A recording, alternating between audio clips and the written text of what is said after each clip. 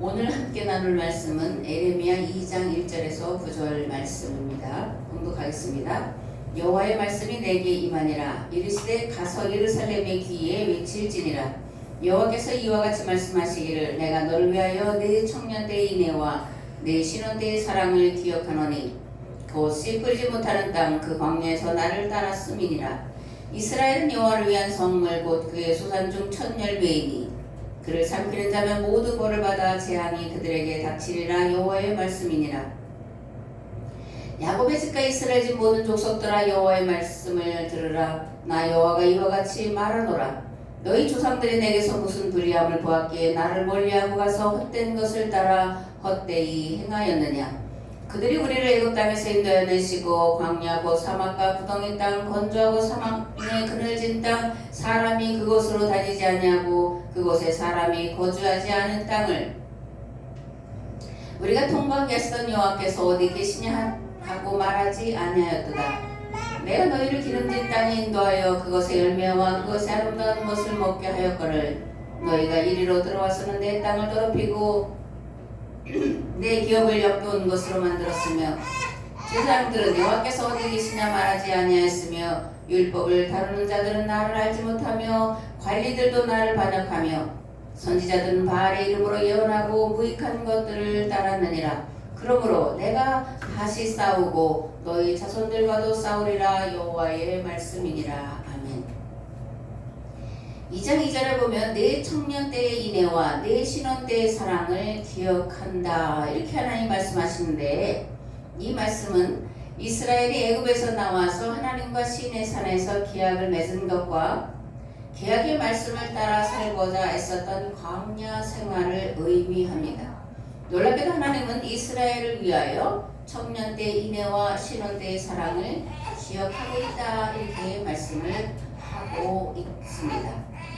신앙생활 무엇이냐 여러 가지로 정의할 수 있겠지만 하나님께서 행하신 선한 일을 기억하는 것입니다. 선한 일을 기념하고 그것을 따라 행하며 살아가는 것입니다. 그런데 예레미야를 통해 하나님은 너희들은 나를 멀리하며 찾지도 않고 우상을 따르고 있다라고 책망을 하고 있습니다. 이 말씀은 오늘 우리도 되돌아봐야 되는 그런 말씀입니다. 그러므로 이 말씀을 통해서 나의 신앙생활은 어떠한지, 나의 삶의 태도는 어떠한지, 하나님께서 우리에게 베푸신 은혜를 기억하고 행하신 일을 기억하고 행하고 있는지를 돌아보는 시간이 되었으면 좋겠습니다. 아멘. 3절에 이스라엘은 여호와를 위한 성물 곧 그의 소산 중 첫 열매다 이렇게 말씀하는데, 이 말씀은 또 어떤 의미일까? 하나님께서 이스라엘을 애굽 땅 종되었던 곳에서 이끌어내셔서 그들과 세상을 구원할 공동체의 사명을 맡기신 것을 말합니다. 출애굽기 19장 5절에서 6절에 보면 하나님과 이스라엘 사이에 맺은 계약을 이렇게 말씀해 놓고 있습니다. 세계가 다 내게 속하였나니 너희가 내 말을 잘 듣고 내 언약을 지키면 너희는 모든 민족 중에서 내 소유가 되겠고 너희가 내게 대하여 제사장 나라가 되며 거룩한 백성이 되리라. 너는 이 말을 이스라엘 자손에게 전할지니라. 아멘. 계약의 내용은 세 가지인데, 첫째로 이스라엘로 하나님의 소유가 되게 하시겠다는 겁니다. 둘째로 제사장 나라가 되게 하시겠다는 것이고, 셋째로 거룩한 백성이 되게 하시겠다는 거예요. 그러면 이것들은 특권을 말하는 거냐 라는 건데 아니다. 그래서 책임을 말한다라는 겁니다. 제사장의 직분 무엇일까? 첫째로 신의 계약을 지키고 가르치는 겁니다. 제사장의 직분은 신의 계약법을 지키는 것과 계약법을 백성들에게 가르치는 교사 직분이 주어졌다는 거예요. 그리고 이런 가르치고 훈련하는 책임은 제사장만이 아니라 부모에게도 동일하게 주어진 책임이라는 것을 우리가 알 수 있는데, 그 10계명의 5번째 계명이 부모를 공경하라는 거예요. 너는 네 하나님 여호와께서 명령한 대로 네 부모를 공경하라. 그리하면 네 하나님 여호와가 네게 준 땅에서 네 생명이 길고 복을 누리리라. 아멘. 그러면서 신명기 6장 4절에서 9절 말씀에 또 이렇게 말씀하고 있습니다. 이스라엘아 들으라 우리 하나님 여호와는 오직 유일한 여호와이시니 너는 마음을 다하고 뜻을 다하고 힘을 다하여 네 하나님 여호와를 사랑하라.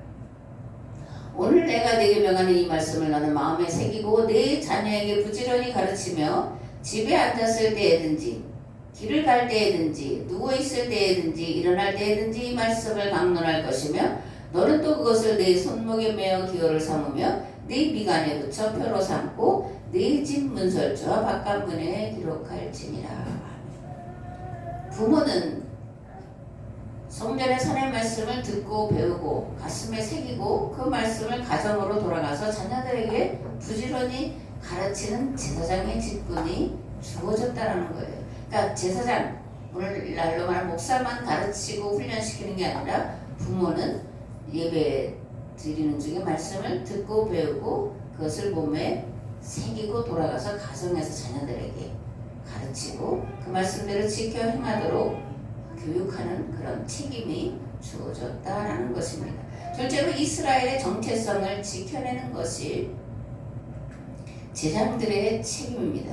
이스라엘의 정체성, 세상을 구원할 구원 공동체라는 의식, 그것이 이스라엘이 반드시 지키고 있었어야 될 정체성이라는 거예요. 본래 유대인들의 선민 사상은 특별의식을 말하는 건데, 그래서 택했다라는 건데, 그 특별의식이란 권리나 특권이 아니라 특별한 책임의식이다라는 겁니다. 특별한 책임의식. 이스라엘을 통해서 하나님께서 세상을 구원하시겠다라고 하시는 그 계획을 이루어내야 할 특별한 책임이 주어졌다. 그래서 선민이다 이렇게 본래 말씀하고 있다라는 거예요. 그런데 이스라엘은 이것을 특권으로만 알았다. 그래서 하나님과 사이에 맺은 첫 번째 계약 관계가 깨어졌다라는 겁니다.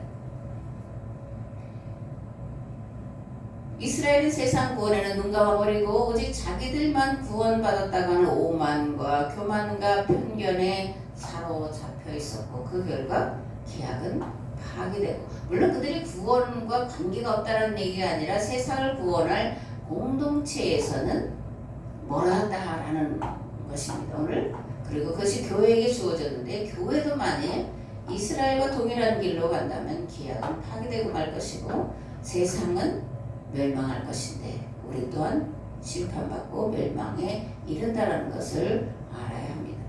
하나님은 애굽 땅에서 종노릇하던 하비르들을 이끌어내신 다음에 시내산에서 계약을 맺으셨는데 저는 그 계약의 핵심이 네 번째 계명에 들어있다 이렇게 생각을 합니다. 신명기 5장 12절에 15절에 보면 제4계명 안식일 계명을 이렇게 말씀을 하고 있습니다. 내 하나님 여호와가 내게 명령한 대로 안식일을 지켜 거룩하게 하라. 엿새 동안은 힘써 내 모든 일을 행할 것이나 일곱째 날은 내 하나님 여호와의 안식일인즉 너나 네 아들이나 네 딸이나 네 남종이나 네 여종이나 네 소나 네 낙이나 네 모든 가축이나 네 문 안에 위하는 객이라도 아무 일도 하지 못하게 하고 네 남종이나 네 여종에게 너같이 안식하게 할지니라. 너는 기억하라. 내가 애굽 땅에서 종이 되었더니 네 하나님 여호와가 강한 손과 편팔로 거기서 너를 인도하여 내었나니 그러므로 네 하나님 여호와가 네게 명령하여 안식일을 지키라 하느니라. 아멘. 제4계명의 핵심은 너같이예요. 너같이. 내가 너희를 쉬게 한 것처럼 너희도 가나안 땅 백성들을 너같이 안식하게 하라. 이는 여호와의 명령이다 이렇게 말씀을 하고 있습니다. 이런 제4계명은 우리는 요즘에 주말 그래서 금요일부터 쉬든지 토요일 주일 쉬는 주 5일째 근무가 이제 정착돼 있어서 이런 것에 대해서 그렇게 갈급하다 그런 생각을 덜 하게 될 텐데 당시 노예들에게 안식하게 하라, 너처럼 안식하게 하라는 하나님의 명령은 가장 큰 복음이었다라는 거예요. 가장 놀라운 인권 선언이었다라는 겁니다. 가장 놀라운 평등과 자유의 선언이었다라는 거예요. 쉼이 없는, 인권이 없는, 자유가 없는, 생명도 자기 것이 아닌 물건에 불과한 노예들에게 너처럼 안식하게 하라. 이건 여호와의 명령이다 라는 말씀보다도 큰 복음은 없었다라는 거예요. 오늘 교회는 다시 한번 세상을 향해 가장 큰 복음을 선포해야 되는데 오늘 교회가 선포해야 될 가장 큰 복음이 무엇일까? 창세기 1장에 있는 것처럼 빛이 있으라 이렇게 선포하는 거다 이렇게 저는 생각을 합니다. 태초에 하나님이 천지를 창조하시니라 땅이 혼돈하고 공허하며 흑암이 깊음 위에 있고 하나님의 영은 수면 위에 운행하시니라. 하나님이 이르시되 빛이 있으라 하시니 빛이 있었고 빛이 하나님이 보시기에 좋았더라. 하나님이 빛과 어둠을 나누사 하나님이 빛을 낮이라 부르시고 어둠을 밤이라 부르시니라. 저녁이 되고 아침이 되니 이는 첫째 날이니라. 아멘. 하나님께서 세상을 창조하시고 첫 번째 하신 사역이 빛을 창조하는 거였다라는 거예요. 그러면 왜 하나님께서 가장 먼저 빛을 창조하셨을까? 땅이 혼돈하고 공허하고 흑암이 깊음 위에 있었기 때문이다. 무질서하고 무법천지였다라는 겁니다. 어둡고 캄캄했다라는 거예요. 그래서 그 무질서를 질서로, 부조화를 조화로, 어두움을 밝음으로, 사망을 생명으로 바꾸기 위해서 빛을 가장 먼저 창조하셨다라는 겁니다.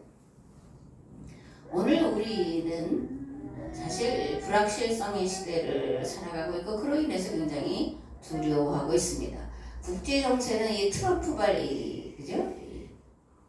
무역 전쟁이 심각해서 굉장히 혼란을 겪고 있고 혼돈을 겪고 있습니다. 국내는 사상과 이념 갈등, 세대 간, 지역 간 갈등이 크게 달해 있습니다. 이러한 때에 혼돈과 무질서, 불법과 탈법의 시대에 이것을 바로잡으려면 빛이 있어야 한다는 거예요. 그렇다면 오늘날 교회가 선포해야 될 빛은 무엇일까? 저는 제가 나중에 성경의 이름대로 계약법이다. 옛계약, 새계약, 그죠? 계약법이다 이렇게 말씀을 드리려고 합니다. 성경으로 돌아가자, 말씀으로 돌아가자라고 할 때 그것이 의미하는 것은 하나님과 이스라엘 사이에 맺었던 것 같은 계약법과 계약관계로 돌아가자라는 것을 말하고 있다는 것을 우리가 알아야 됩니다. 계약법 뭐냐? 복잡하고 어렵겠지만 잃어버린 에덴의 회복을 위한 구체적인 법과 조직과 제도라는 거예요. 그러니까 성경 안에는 잃어버린 에덴을 어떻게 회복해 나갈 수 있을지 구체적인 법이 되어 있고 제도가 되어 있고 조직이 되어 있다는 건데 이걸 통틀어서 계약법이다 이렇게 이제 말씀을 드리고 있는 겁니다. 그러면 하나님과 이스라엘, 그죠? 또 하나님과 교회는 계약 관계인데 그 계약 관계는 무엇을 말하는 거냐? 하나님이 첫 번째는 이스라엘을 통해서 이스라엘이 실패한 다음에는 교회를 통해서 뭐예요? 세상을 구원하려고 계약을 맺으셨다라는 겁니다.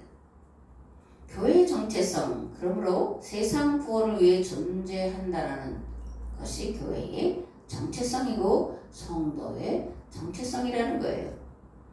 예레미야를 비롯한 선지자들은 한 시대의 흥망성쇠에 대한 책임은 종교 지도자들에게 있다 이렇게 선포를 하는 것을 예언서들을 보면 알 수 있습니다. 즉 예언자들은 이스라엘의 죄에 대해서만 심판의 말씀을 선포하는 것이 아니라 주변 나라들도 심판하신다고 선포하고 있는데 특별히 주변 나라들의 죄에 대한 책임을 하나님은 이스라엘에게 물으신다라고 말씀을 하고 있다는 거예요. 아니 왜 우리나라가 잘못하지 않은 우리 정세로 말하면 중국이나 러시아가 잘못한 죄를 왜 우리나라에게 물으신다라는 거냐? 억울하다 이렇게 생각할 수 있겠지만 뭐라는 거예요? 우리나라에게 주어진 책임이 중국이나 러시아나 일본이나 이 극동을 복음화시키는 것이고 그 힘을 통해서 세상을 구원해내는 일이 우리에게 주어져 있기 때문에 그 일을 감당하지 못한 죄를 우리에게 한국교회에 오늘 우리 교회에 물으시겠다라는 말씀과 같은 의미라는 겁니다. 교회는 세상을 구원할 구원 공동체로 이 땅에 세워진 하나님의 가장 거룩한 조직이에요. 그러므로 개인 구원, 영혼 구원이 아닌 세상 구원을 위해서 우리는 애쓰고 수고해야 한다는 것을 반드시 기억을 하시기를 바랍니다. 아멘. 이스라엘이 항상 기억해야 할 정체성 또 있습니다. 애굽에서 종살이하던 노예였다라는 거예요. 그래서 구약에 보면 종종 하나님이 이스라엘 백성들에게 나는 너를 애굽 땅 종되었던 집에서 인도해낸 네 하나님 여호와다라고 이렇게 말씀을 하고 있는 것을 볼 수가 있습니다. 가장 비천한 자였다. 사람이 아닌 짐승과 같고 물건과 같은 자들이었다. 그런데 내가 하나님께서 너희들을 그 애굽 땅 종되었던 곳에서 인도하여 냈다. 왜? 너희들을 통해서 이 세상에 노예와 같은 짐승과 같은 삶을 살아가는 자들을 너처럼 자유하게 하기 위해서. 그래서 애굽에서 종살이하던 자였다는 것을 항상 너희들은 기억해야 된다. 이 땅의 모든 노예들을 해방시켜야 된다. 이렇게 말씀하고 있다라는 겁니다. 그런데 이러한 정체성을 잃어버리면 어떻게 된다라는 거예요? 계약관계가 깨어진다라는 겁니다. 그리고 그 계약관계가 깨어짐으로 인해서 세상을 구원하지 못한 책임을 하나님께서 계약공동체, 첫 번째는 이스라엘에게, 두 번째는 교회에게 물으신다라는 거예요. 아모스는 이것을 이렇게 말씀합니다. 이스라엘 자손들아, 여호와께서 너희에 대하여 이르시는 이 말씀을 들으라. 애굽 땅에서 인도하여 올리신 모든 족속에 대하여 이르시기를 내가 땅의 모든 족속 가운데 너희만을 알았나니 그러므로 내가 너희 모든 죄악을 너희에게 보응하리라. 하나님께서 이스라엘만을 알았다. 이스라엘만을 택하셨다. 이것은 특권이라고 말씀을 드렸는데 그 특권은 뭐라는 거예요? 세상 구원에 대한 무한 책임을 진 특권이다. 이렇게 말씀을 드렸습니다. 하나님께서 이스라엘만 알았다라는 것은 세상 구원을 위해 이스라엘과 첫 번째로 계약을 맺으셨음을 말하는 거라는 거예요. 만일 계약 백성으로 세상 구원에 대한 책임을 감당하지 못하면 심판과 멸망에 이른다고 하는 것을 아모스는 내가 땅의 모든 족속 중 너희만을 알았나니 그러므로 내가 너희 모든 죄악을 너희에게 보응하리라. 이렇게 말씀을 하고 있다라는 겁니다. 그런데 이것은 교회도 여전히 적용되는 말씀이죠. 만일 세계화 공동체인 교회가 여전히 개인 구원, 영혼 구원에만 머물러 있으면 세상이 공허하고 혼돈하고 흑암의 기품에 여전히 있게 됩니다. 그리고 그에 대한 책임은 하나님께서 교회에게 물으신다라는 거예요. 그러므로 교회는 정신을 차리고 깨어 있어야 합니다. 정신을 차리고 말씀으로 돌이키는 역사를 다시 시작을 해야 합니다. 그것이 교회와 성도 그리고 이 나라와 이 민족 그리고 세상을 구원할 유일한 길이기 때문에 그러니까 세상을 향한 빛이 있으라 이렇게 말씀을 선포하는 것이 아니라 오늘 교회를 향해서 믿는 자들을 향해서 다시 한번 빛이 있으라. 하나님의 법으로 하나님과 맺은 계약관계로 돌아가라고 선포를 해야 된다라는 겁니다. 아멘. 2장 8절에서 9절에 하나님께서 이스라엘과 싸우신다라고 말씀하는데 하나님이 왜 이스라엘과 싸우신다라는 거냐? 계속 반복되는 내용이지만 종교 지도자들이 이스라엘 백성들이 자신에게 주어진 역할, 자신들에게 주어진 책임을 감당하지 않았기 때문에 하나님이 이제 이스라엘과 싸우시겠다라는 거예요. 제사장들은 여호와께서 어디 계시냐 말하지 아니하였으며 율법을 다루는 자들은 나를 알지 못하며 관리들도 나에게 반역하며 선지자들은 바알의 이름으로 예언하고 무익한 것들을 따르느니라. 그러므로 내가 다시 싸우고 너희 자손들과도 싸우리라.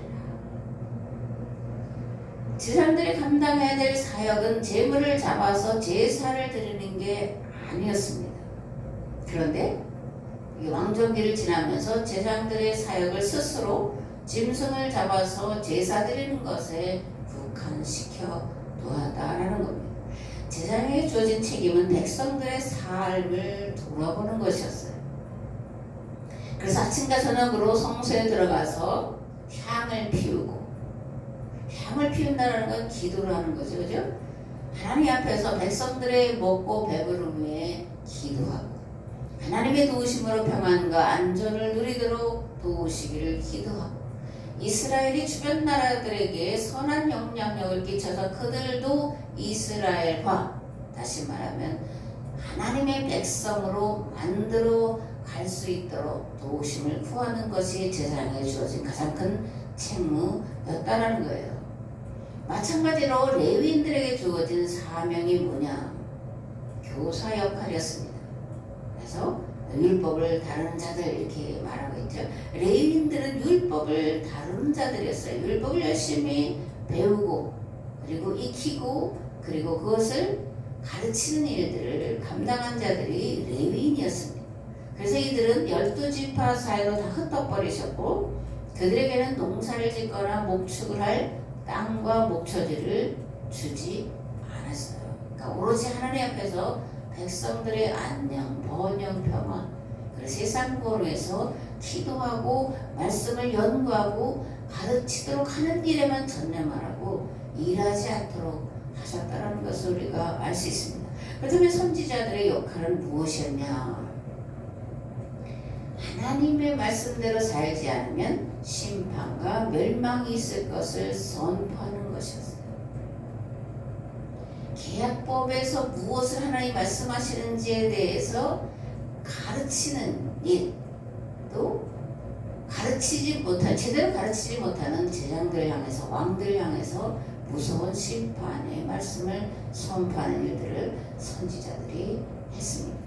또한 시대의 징조를 아는 것과 시대가 나아가야 할 올바른 방향을 제시하는 것, 그것이 선지자들에게 주어진 역할이었습니다. 또한 선지자들은 멸망과 심판만을 선포하는 것이 아니라 멸망 이후에 어떻게 회복할 수 있을지 그 회복에 대한 말씀도 선포하는 것이 이들에게 주어진 책임이었습니다. 그런데 어떻게 했다라는 거예요? 제사장이나 레위인이나 선지자나 다 잘못된 길로 갔다라는 겁니다. 그래서 하나님이 싸우시겠다라는 거예요. 하나님과 싸워 이길 나라와 백성이 어디 있습니까? 그죠? 하나님과 대적하여 싸운 이스라엘은 철저하게 망하는 거예요. 한 번만이 아니라 철저하게 2번을 망하는 겁니다. 바벨론에 망하고 그 다음에 로마 제국에 철저하게 망한 역사가 이스라엘의 역사예요. 왜? 하나님과 대적하여 싸웠기 때문에, 하나님이 그들과 싸우셨기 때문에 실패했다라는 겁니다. 그러므로 지혜는 뭐냐? 하나님께 순복하는 거예요. 하나님의 뜻에 내 뜻을 맞추는 겁니다. 하나님께서 우리에게 주신 목적을 따라서 살아가는 거예요. 그리고 그렇게 살지 못했을 때 죄를 자복하고 불쌍히 여겨주시기를 기도하는 거예요. 이스라엘은 뻗대다가 내가 뭘 잘못했습니까? 이렇게 뻗대다가 철저하게 심판받았다는 것을 우리가 기억을 해야 합니다. 하나님은 회개하는 자를 불쌍히 여기시고 긍휼히 여기셔서 긍휼 있는 심판을 우리에게 베푸시는 줄을 믿습니다. 아멘. 13절에서 19절 말씀을 보겠습니다. 내 백성이 2가지 악을 행하였나니 곧 그들이 생수의 근원되는 나를 버린 것과 스스로 웅덩이를 판 것인데 그것은 그 물을 가두지 못할 터진 웅덩이들이니라. 이스라엘이 족이냐 시족이냐 어찌하여 포로가 되었느냐. 어린 사자들이 그를 향하여 부르짖으며 소리를 질러 그의 땅을 황폐하게 하였으며 그의 성읍들은 불타서 주민이 없게 되었으며 녹과 다바네스의 자손도 네 정수리를 상하였으니 네 하나님 여호와가 너를 길로 인도할 때에 네가 그를 떠남으로 이를 자취함이 아니냐. 네가 시올의 물을 마시려고 애굽으로 가는 길에 있으면 어찌 됨이며 또 네가 그 강물을 마시려고 앗소르로 가는 길에 있으면 어찌 됨이냐. 네 악이 너를 징계하겠고 네 반역이 너를 책망할 것이라. 그런즉 네 하나님 여호와를 버린 것 네 속에 나를 경외함이 없는 것이 악이요 고통인 줄 알라. 주 만군의 여호와의 말씀이니라. 아멘. 13절에서 에레미야는 이스라엘이 2가지 죄악을 저질렀다고 말합니다. 첫 번째는 생수의 근원 되신 하나님을 버린 것과 두 번째는 스스로 웅덩이를 판 것이 이스라엘이 범한 2가지 죄고, 이것 때문에 이제 심판받고 멸망을 받는다 이렇게 선포를 하고 있는데, 생수의 근원 되신 하나님을 버렸다라는 것은 그들이 하나님을 믿지 않았다라는 것을 말하는 것은 아니에요. 밑에 잘못 믿은 것을 말하고 있다라는 겁니다. 애들은 여호와 하나님도 섬기고 바알도 섬겼어요. 이것을 오늘날 우리의 말로 바꾸면 교회에서는 경건하고 거룩한데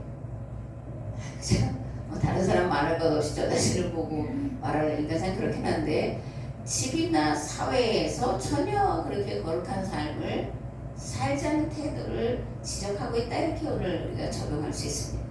야고보는 이것을 이렇게 말해요. 경건의 모양은 있는데 경건의 능력은 상실했다.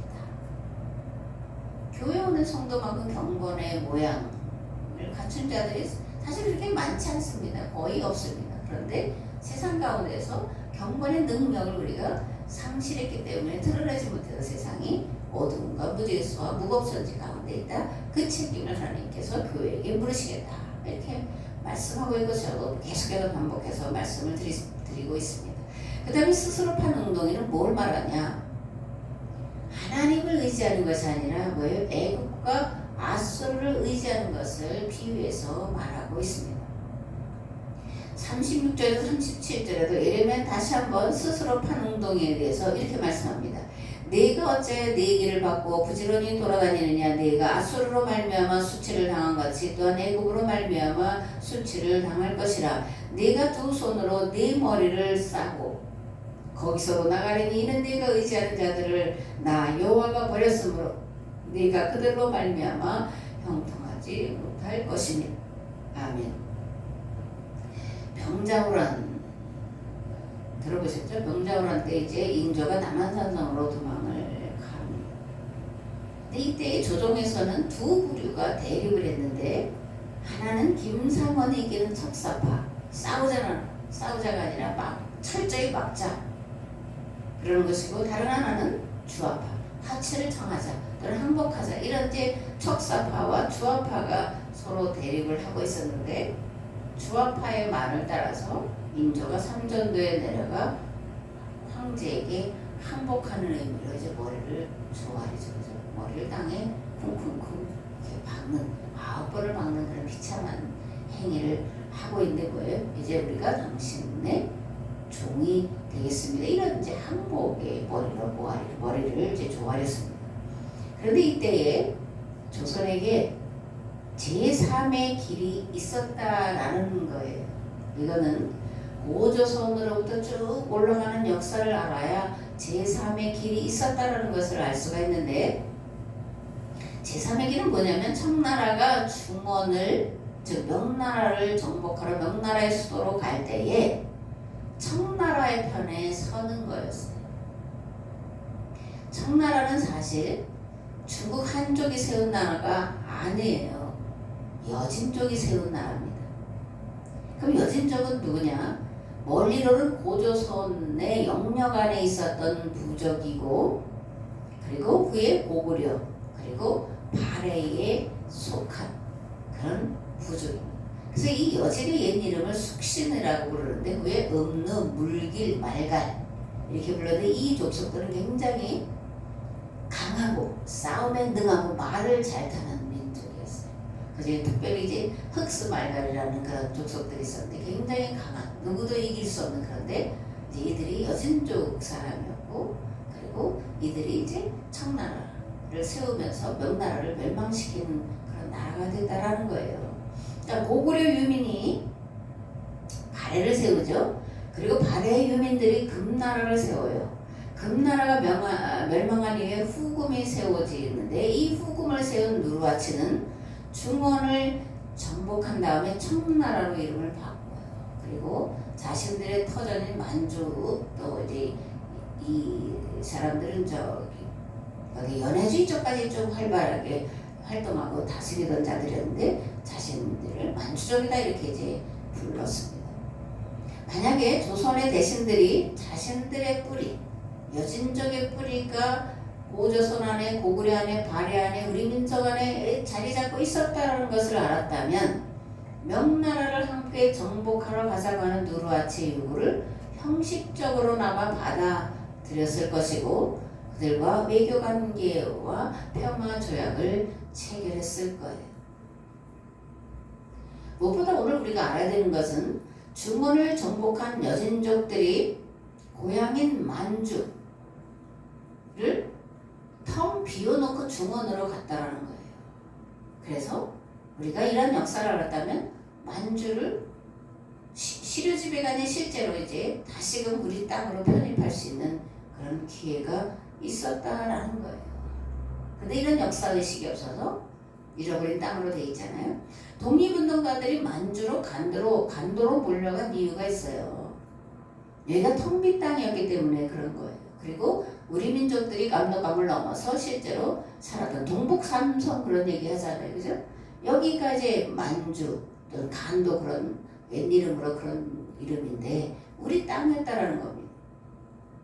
우리 땅이었기 때문에 독립운동가들이 그리로 가서 싸운 거지 남의 땅에 가서 싸운 건 아닙니다. 그런데 1932년에 만주국이 세워져요. 100년도 안 됐습니다. 1932년 일본이 만주국이라는 괴뢰 정권을 세워요. 그리고 태평양 전쟁에서 패한 이후에 소련이 군정을 실시하다가 장개섭의 국민당에게로 인계를 하고 그런데 이제 국공내전이라고 하는 거죠. 국민당과 공산당 사이에 이 내전을 거치면서 1949년에 가서야 중화인민공화국 지금 중공에 편입되어 있다는 걸 우리가 알아야 됩니다.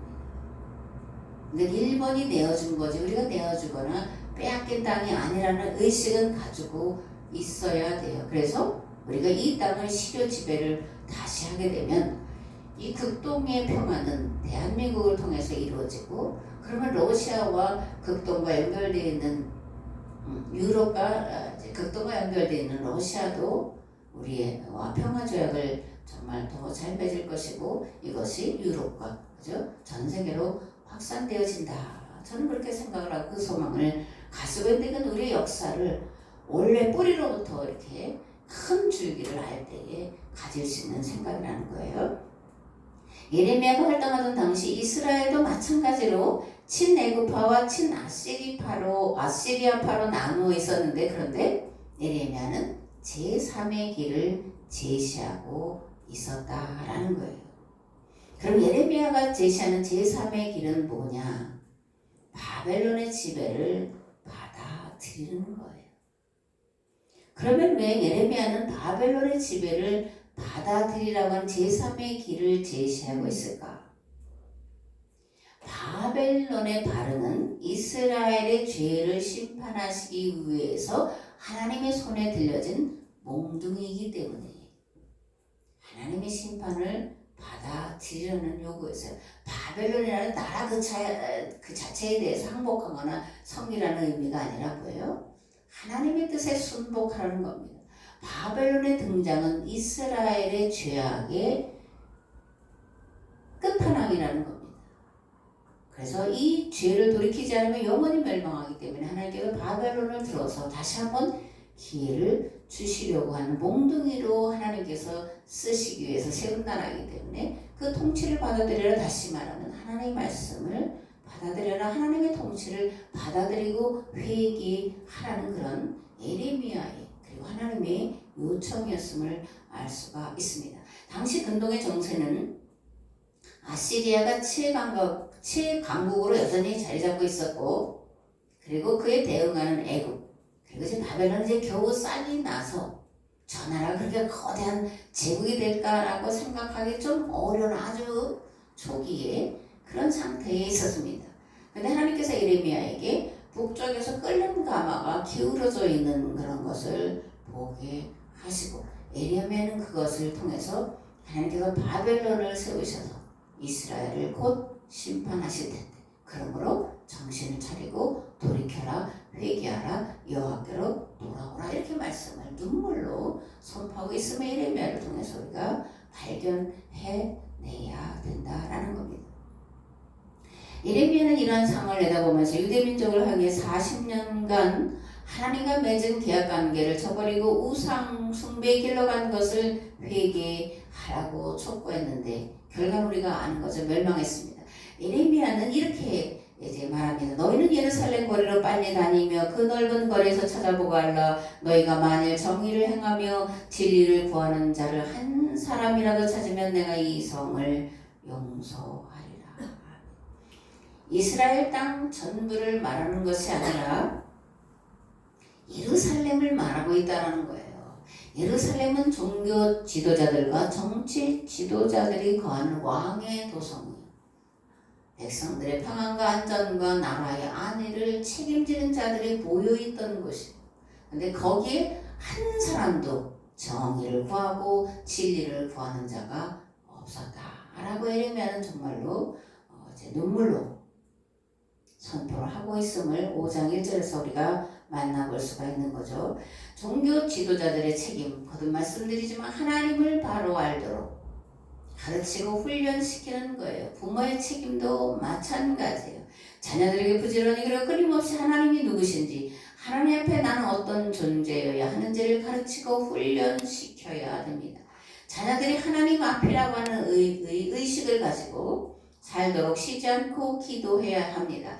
하나님의 말씀과 기도로 뿌린 씨는 결코 사라지지 않습니다. 때가 되면 반드시 싹이 나고 자라납니다.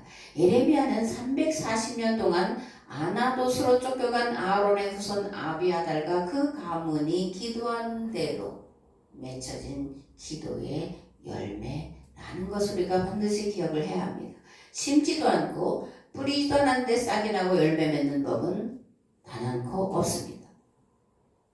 그리고 늦었다고 생각할 때가 가장 빠른 때라는 것을 우리가 알아야 됩니다. 그러므로 지금부터 이제까지 하지 않았다면, 하신 분들은 계속하고 하지 않으셨다면 지금부터 결단하고 자녀를 위해서 기도, 쉬는 죄를 범하지 말아야 됩니다. 자녀들이 평안한 가운데 하나님 안에서 살아갈 수 있도록, 그리고 정치 지도자들을 위해서, 나라와 민족을 위해서 기도를 해야 합니다. 하나님은 그 기도를 통해, 기도하는 그 사람을 통해 세상의 역사를 주관하시는데, 이 땅에 하나님 나라가 이루어지도록 역사하신다는 것을 기억하시고 말씀과 기도에 전념하는 복된 자들 되시기를 우리 주 예수 그리스도의 이름으로 축복합니다. 아멘.